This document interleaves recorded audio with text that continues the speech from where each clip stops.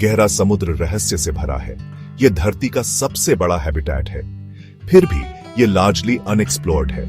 गहरा समुद्र वहां से शुरू होता है जहां सनलाइट खत्म हो जाती है। यह सरफेस के लगभग 200 मीटर नीचे है।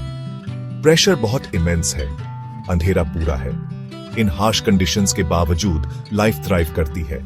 साइंटिस्ट का मानना है कि लाखों स्पीसीज गहरे समुद्र में रहती हैं। हमने उनमें से कुछ ही आइडेंटिफाई किए हैं। गहरे समुद्र में धरती पर जीवन की ओरिजिन्स के सीक्रेट्स हैं। इसमें दूसरे प्लैनेट्स पर लाइफ के एग्जिस्टेंस के क्लूज हो सकते हैं। गहरे समुद्र के जीवन ने एक्सट्रीम कंडीशंस के हिसाब से अडैप्ट कर लिया है। गहरे समुद्र में दबाव बहुत अधिक होता है और तापमान बेहद कम होता है। जीवों ने सरवाइव करने के लिए अनयूजुअल फीचर्स इवॉल्व किए हैं। इन जीवों के पास अद्वितीय शारीरिक संरचनाएं होती हैं, जो उन्हें इन कठिन परिस्थितियों में जीवित रहने में मदद करती हैं। कई डीप सी एनिमल्स में बायोलुमिनेसेंट एबिलिटीज होती हैं। ये जीव अपने शरीर से प्रकाश उत्पन्न कर सकते हैं। वे मेट्स और प्रे को अट्रैक्ट करने के लिए लाइट का यूज करते हैं। यह प्रकाश उन्हें शिकार को आकर्षित करने और साथी को खोजने में मदद करता है। कुछ, जैसे एंगलर फिश, ग्लोइंग लुअर्स लटकाते हैं। ये लाइट्स शिकार को भ्रमित करती है और उन्हें पकड़ने में मदद करती है। दूसरे, जैसे हैचेट फिश, कैमोफ्लाज के लिए लाइट का यूज करते हैं। यह उन्हें शिकारी से छिपने में मदद करता है। हाइड्रोथर्मल वेंट्स के आसपास यूनिक इकोसिस्टम्स होते हैं। ये वेंट्स समुद्र के तल पर पाए जाते हैं और जीवन के लिए एक अनूठा वातावरण प्रदान करते हैं। ये वेंट्स केमिकल्स से भरपूर सुपर हीटेड पानी उगलते हैं। यह पानी समुद्र के तल पर जीवन के लिए आवश्यक पोषक तत्व प्रदान करता है। बैक्टीरिया इन एक्सट्रीम एनवायरनमेंट्स में थ्राइव करते हैं। ये बैक्टीरिया इन वेंट्स से निकलने वाले रसायनों का उपयोग करते हैं। वे फूड चेन का बेस बनाते हैं। इन बैक्टीरिया पर निर्भर अन्य जीव भी इन वेंट्स के आसपास पाए जाते हैं। जायंट ट्यूब वर्म्स, क्लैम्स और मसल्स इन बैक्टीरिया पर डिपेंड करते हैं। ये जीव इन बैक्टीरिया से पोषण प्राप्त करते हैं और इस अनूठे पारिस्थितिकी तंत्र का हिस्सा बनते हैं। गहरे समुद्र को एक्सप्लोर करना एक टेक्नोलॉजिकल चैलेंज है।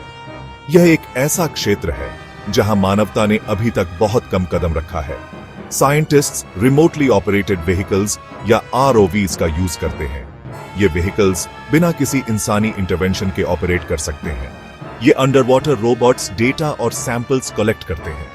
ये सैंपल्स हमें समुद्र के गहरे रहस्यों को समझने में मदद करते हैं। ये क्रशिंग प्रेशर और डार्कनेस को विथस्टैंड करते हैं। समुद्र की गहराई में प्रेशर इतना ज्यादा होता है कि इंसानी शरीर उसे सहन नहीं कर सकता। सबमर्सिबल्स इंसानों को एक्सट्रीम डेप्थ्स तक ले जाते हैं। ये व्हीकल्स स्पेशली डिजाइंड होते हैं ताकि वे गहरे समुद्र के हार्श कंडीशंस को सहन कर सकें। ये व्हीकल्स हमें डीप सी को डायरेक्टली ऑब्जर्व करने देते हैं। इससे हमें समुद्र के जीवन और उसके वातावरण के बारे में वैल्यूएबल इंसाइट्स मिलते हैं। साइंटिस्ट सी फ्लोर को मैप करने के लिए सोनर का भी यूज करते हैं। सोनर टेक्नोलॉजी हमें समुद्र के तल की डिटेल्ड इमेजेस प्रोवाइड करती है। अकूस्टिक इंस्ट्रूमेंट्स गहराई में साउंड्स को सुनते हैं। ये साउंड्स हमें समुद्र के भीतर होने वाली गतिविधियों के बारे में जानकारी देते हैं। हर टेक्नोलॉजी इस मिस्टीरियस वर्ल्ड के बारे में नई इंफॉर्मेशन रिवील करती है। ये डिस्कवरीज हमें समुद्र के बारे में हमारी समझ को बढ़ाने में मदद करती है। ये टूल्स डीप सी को समझने के लिए एसेंशियल हैं। इनके बिना हम समुद्र के गहरे रहस्यों को कभी नहीं जान पाते।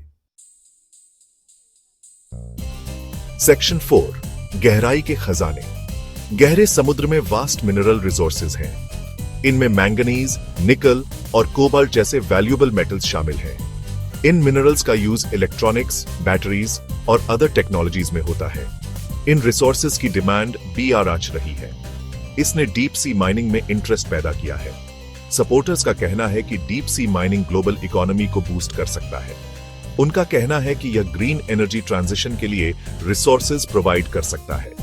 हालांकि डीप सी माइनिंग कंट्रोवर्शियल है। इससे फ्रैजिल डीप सी एनवायरनमेंट को सिग्निफिकेंट रिस्क्स हैं। सेक्शन 5, नाजुक गहराई की रक्षा। समुद्र की गहराई में छिपी हुई दुनिया बेहद नाजुक और कीमती है। डीप सी माइनिंग के डेवास्टेटिंग कॉन्सिक्वेंसेस हो सकते हैं। यह प्रक्रिया समुद्र के तल को गंभीर रूप से प्रभावित कर सकती है। माइनिंग प्रोसेस सी फ्लोर को डिस्टर्ब कर सकता है। इससे समुद्री जीवन के लिए आवश्यक आवास नष्ट हो सकते हैं। यह हार्मफुल केमिकल्स और हेवी मेटल्स रिलीज कर सकता है। यह प्रदूषक समुद्री जीवन को गंभीर नुकसान पहुंचा सकते हैं।